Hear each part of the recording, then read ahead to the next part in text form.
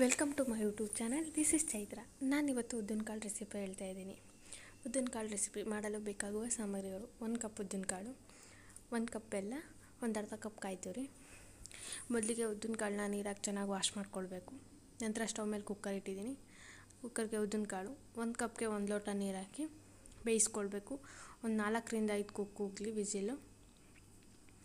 ಕೂಗಿದ ನಂತರ ಉದ್ದಿನಕಾಳನ್ನೆಲ್ಲ ನಾನು ಬಸಿದ್ಕೊಳ್ತಾ ಇದ್ದೀನಿ. ಆ್ಯಂಡ್ ನೀರು ಕುಡಿದು ಚೆನ್ನಾಗಿ ಬಸಿಬೇಕು. ಈ ಉದ್ದಿನಕಾಳಿಗೆ ಬೆಲ್ಲ, ಕಾಯಿ ತುರಿ ಆ್ಯಡ್ ಮಾಡಿ ಚೆನ್ನಾಗಿ ಮಿಕ್ಸ್ ಮಾಡಿದ್ರೆ ಸ್ವಾದಿಷ್ಟಕರವಾದ ಉದ್ದಿನಕಾಳು ರೆಡಿ. ಆ್ಯಂಡ್ ಉದ್ದಿನಕಾಳು ತಿನ್ನೋದ್ರಿಂದ ನಡು ನೋವು, ಬೆನ್ನು ಇದ್ಯಾವುದೂ ಬರೋದಿಲ್ಲ.